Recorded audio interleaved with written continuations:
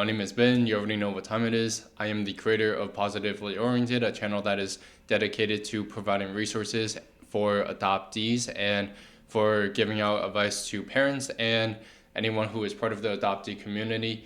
Anyways, this is going to be the last installment of my interview with Shen Shou, who was gracious enough to join the channel. Thank you again for coming on. And without any further ado, enjoy. Curious. So we had met each other and came into contact from the Chinese adoptee conference. Mhm. And I'm wondering where you are in your headspace of relearning and rediscovering your identity. So that conference that we attended was the first time I actually had been in a space where there were all Chinese adoptees. I had Mhm. never really been in such a large group, so it was kind of eye-opening and surreal to see so many people that had so many connections to this one, event that, changed all of our lives. And so it was really cool, honestly. Again, I grew up Midwest, small place. I met at one time I might have had only maybe five, six other adoptees from China Mhm. in one area, and that's only because we were looking for community. And so in my area, I was looking for other Chinese to adoptees to connect with, and I couldn't really find anything for adult ones. And so what I did is I just created my own group, because Mhm. if it's not there, then create your own space and then invite people to join. And so, I found about 15 to 20 other individuals in my area, which is really neat because I didn't realize there was that many. We're just Right. really scattered. It's a little harder to connect, but it's possible, Mhm. especially for those who are curious and who are seeking. And so, but yeah, going to that conference was just really neat. Again, just being with people that have that same history and some level of experience. Yeah, it just puts you in almost a different headspace. Like, oh yeah, this is a part of my culture. These people get it and stuff. So Yeah. yeah. Yeah. Um, was it probably one of the few times where you felt comfortable being in your unique situation? Yeah, like I didn't feel so much of an outsider anymore, Mhm. essentially.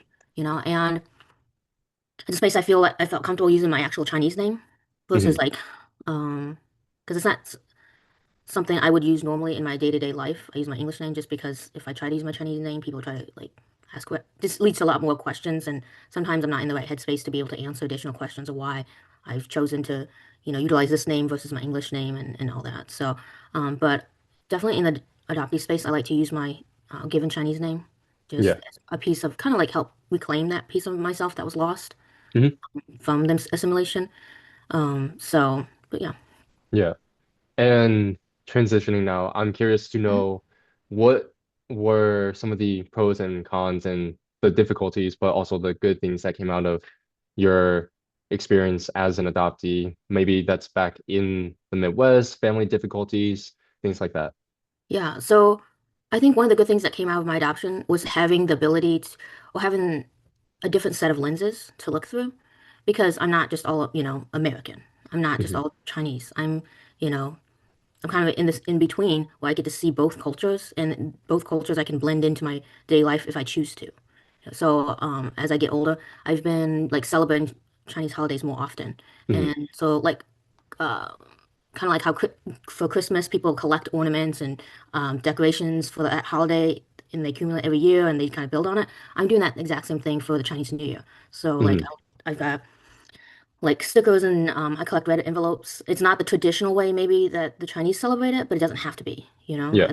That's kind of the unique position where I am, where I'm comfortable infusing what the two cultures and creating what I believe celebrates that piece of me.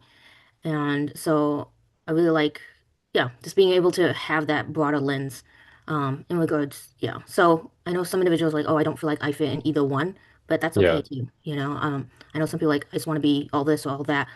But for me, I've gotten to a point where I'm okay with being that in between again because I've got that access to a certain degree to both. And so I know some people might think like, oh, well, you're just like whitewashed or you're, Hmm. you where are you from or you're this. It's like you don't get to define what I am.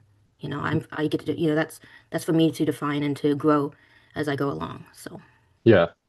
And I know a lot of other adoptees, different times, different ages, they'll be going through, and they're trying to navigate through the fog, through the mist. And so for them, what are some pieces of advice or positive notes that we can provide to them, knowing that at the end of that, when the fog clears, things are going to be okay. There's going to be a lot of other things to look forward to.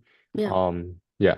Yeah, it's that there's community there. If you are seeking it, it's there. You're not alone, and that you don't have to also absorb everything at once. You can take it at your own speed. You don't have to just be like rushing out to try to learn everything. If you want to, cool. I would recommend pacing yourself. It's a big it's a big world out there. There's a lot going on, and you're Hmm. still growing yourself, regardless of how old you are. It doesn't matter, if you're a teen or a child, or if you're 40s, 50s. It doesn't matter when that process occurs for you. If it does occur, it does occur. It's your journey and you take it at the pace you want it to. But if you want community, it's here. Just reach out and ask. Yeah. And on that note, what do you think is the importance of things like the Chinese adoptee collective? What are the importance of community? What are the importance of individuals who are doing things to voice out the stories of adoptees? It's again just being or having the opportunity to share space with others that have that similar piece in your life. Hmm. We're multifaceted individuals, and so we're gonna have different things that we fall into category wise, and just knowing that your adoption piece of it, there's a space for that too. There's regardless. So I'm married currently, and there's pieces of my adoption story that I know my partner won't ever understand. And Hmm. that's okay, because they're not adopted. It's just, it doesn't matter how much they love me, how much, they sit and listen. There's a piece that's just they're not going to be able to get. But I know that within my community, that is something that they will get, Yeah. and that it's something I don't have to keep trying to emphasize or tell the story or, explain myself in that avenue. So, Hmm. Yeah.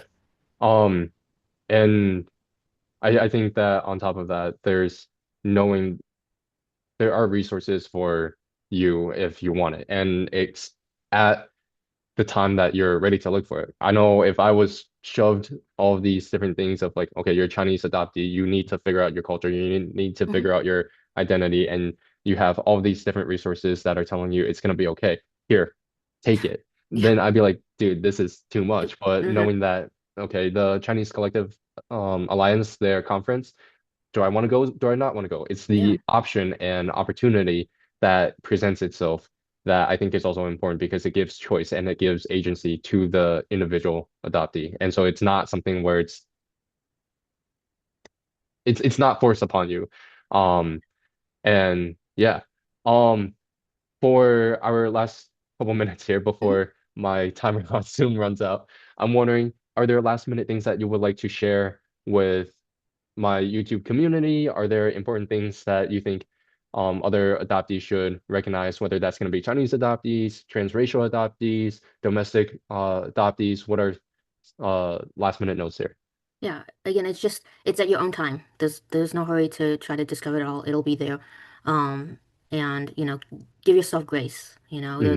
There's a lot of guilt that can come with these discoveries and understanding, and so kind of just being able to sit with it, but also be able to just like say, hey, this might be too much. Let me Hmm. step back, let me regroup, have some time, and then when I'm ready to move forward, and then do what you need for you. Yeah, I think that's I think both of those things are actually really good uh points and notes because there's like I said, there's always people who want to help you and they want Mhm. to either shove resources into you Right. or they just don't know exactly what to do, so they kind of like back off and aren't showing you the support that you would ideally like. Um, but yeah, so do you have any social media or anything that you would like for me to share with the description on my YouTube on the videos? I'm on Facebook and Instagram just a little bit, but I'm Mhm. not like an influencer or anything like that. I don't do any followings really. But if any Yeah. adoptees want to reach out and just talk, you can feel free. You should be able to just be able to look up my name. It hasn't been used, so it's the Shen Shou. 001 is for the Instagram, and then if you just yeah, if you look up Shen Shou on Facebook, it'll pop up too. So beyond that, ask around because most likely some people will know how to get in connection with me or stuff like that. So Yeah, sounds good.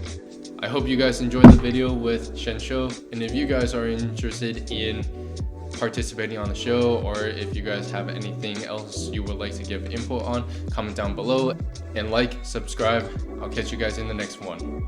Peace.